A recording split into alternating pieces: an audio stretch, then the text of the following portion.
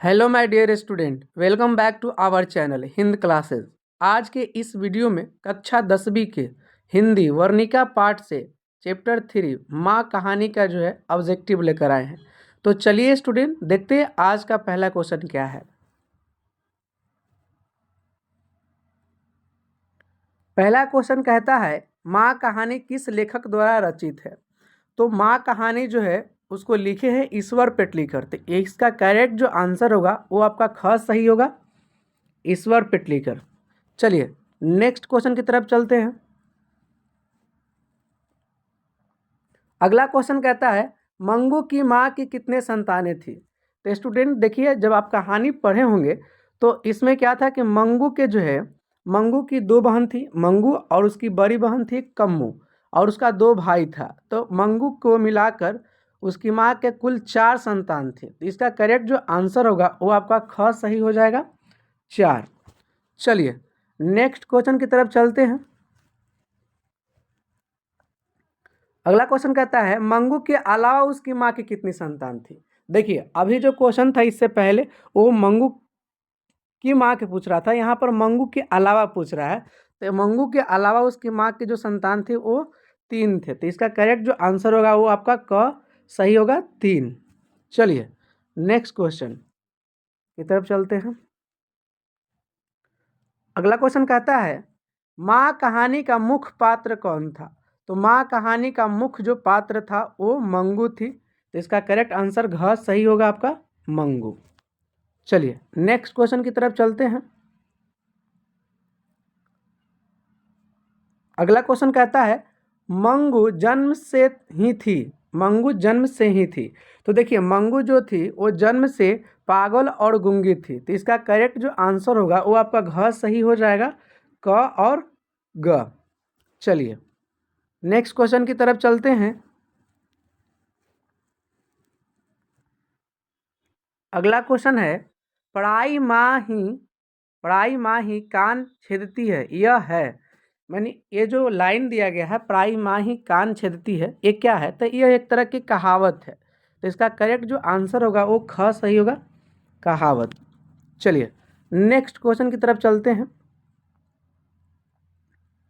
अगला क्वेश्चन कहता है किसने कहा था कि अगहन अगहन महीना में मंगू ठीक हो जाएगी।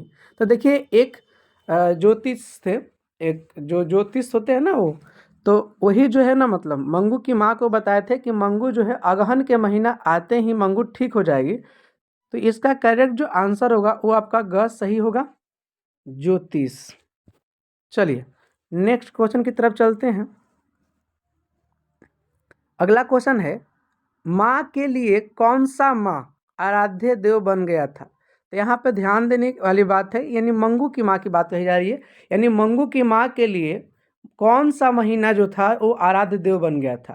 तो यहाँ करेक्ट जो आंसर होगा वो आपका ख सही, सॉरी, घ सही होगा, अगहन का महीना। क्योंकि ज्योतिषी जो था वो बोला था कि मंगू जो है अगहन के महीना आते ही ठीक हो जाएगी। तो यहाँ पर करेक्ट आंसर आपका जो है अगहन का महीना होगा, घ। चलिए नेक्स्ट क्वेश्चन की तरफ चलते हैं। अगला क्वेश्चन है मंगू की बड़ी बहन का नाम क्या था। तो इसका करेक्ट जो आंसर होगा वो आपका ग सही होगा, कम्मू। मंगू की बड़ी बहन के नाम कम्मू था। चलिए नेक्स्ट क्वेश्चन की तरफ चलते हैं। मंगू के कितने भाई थे। तो मंगू के 2 भाई थे। तो इसका करेक्ट जो आंसर होगा वो आपका क सही होगा, 2। चलिए नेक्स्ट क्वेश्चन की तरफ चलते हैं। चलिए करेक्ट कि कन्या विद्यालय में पढ़ने वाली लड़की जो बाद में पागल हो गई उसका नाम क्या था। देखिए तो माँ कहानी में एक और लड़की का जिक्र हुआ था जिसका नाम कुसुम था। तो वो कन्या विद्यालय में पढ़ रही होती है। कन्या विद्यालय कहने का मतलब जो गर्ल्स स्कूल होता है ना उसको कन्या विद्यालय बोलते हैं।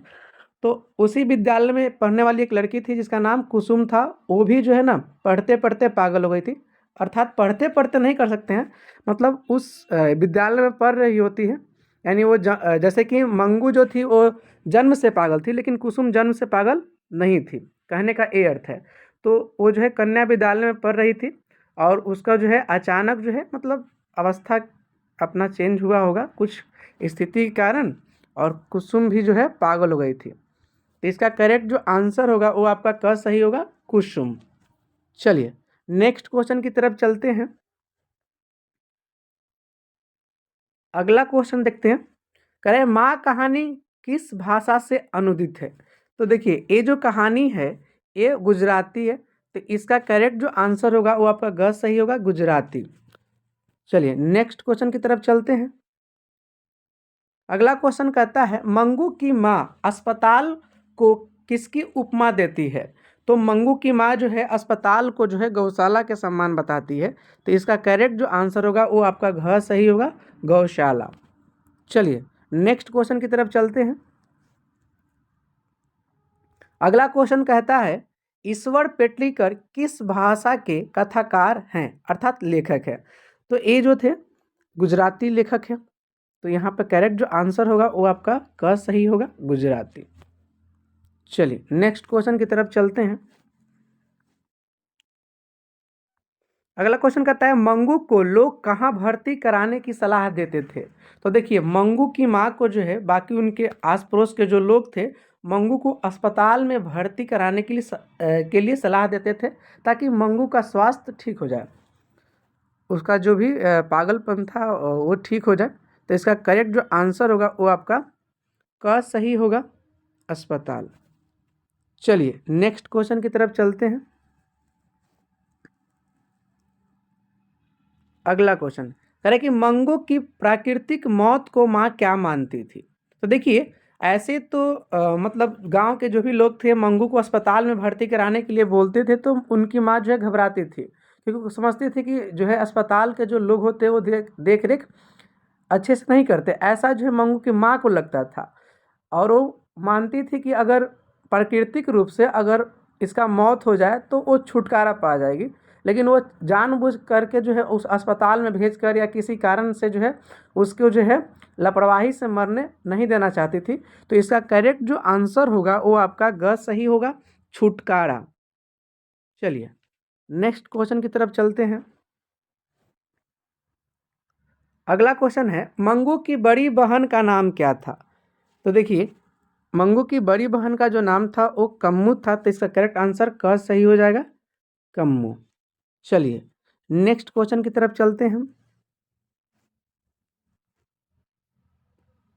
अगला क्वेश्चन कहता है काला पानी किसका लोकप्रिय उपन्यास है। तो काला पानी जो है ये जो है ईश्वर पेटलीकर जी का उपन्यास है, तो यहाँ पे करेक्ट जो आंसर होगा वो आपका ख सही हो जाएगा, ईश्वर पेटलीकर।